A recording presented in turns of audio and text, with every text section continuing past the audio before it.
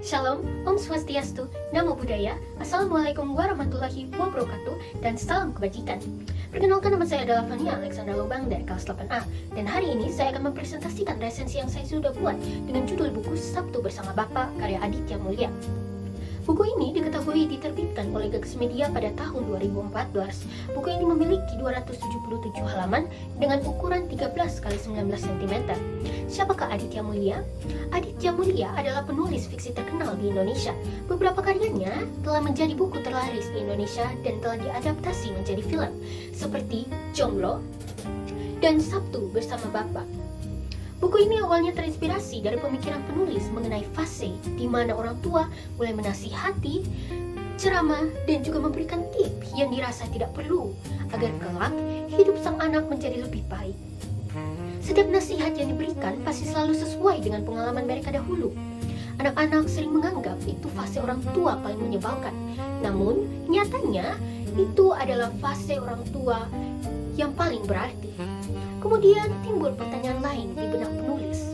Bagaimana jika orang tua tidak diberi berkat untuk hidup lebih lama dan menemani sang anak? Gunawan Danida adalah seorang ayah dengan penuh rencana yang menghabiskan sisa 1 tahun hidupnya untuk merekam segala nasihati handicap milik istrinya, Ibu Ice. Semua itu ia lakukan karena kanker yang dideritanya. Anaknya, Cakra dan Satya, akan menonton setiap nasihat itu pada setiap hari Sabtu.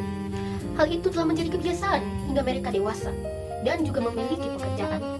Kisah ini dimulai dengan menampilkan Cakra, deputy director di bank asing yang baru habis membeli rumah.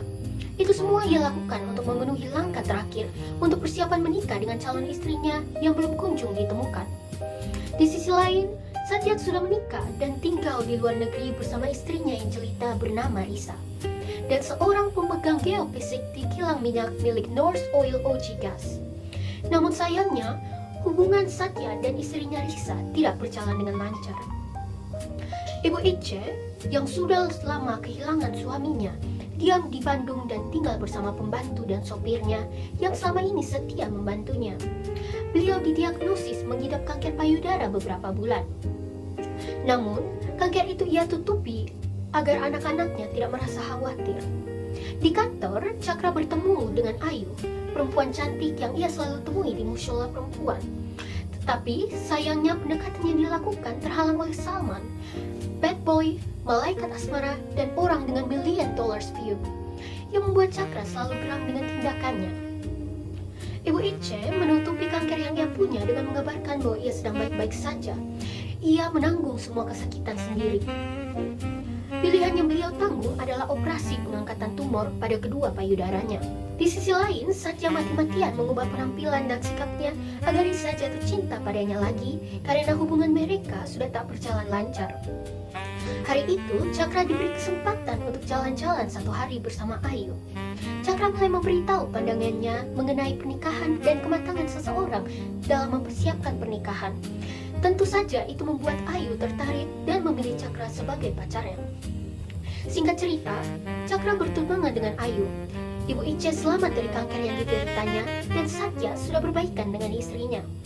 Novel ini banyak memaparkan nasihat yang perlu pembaca renungi dan tahu.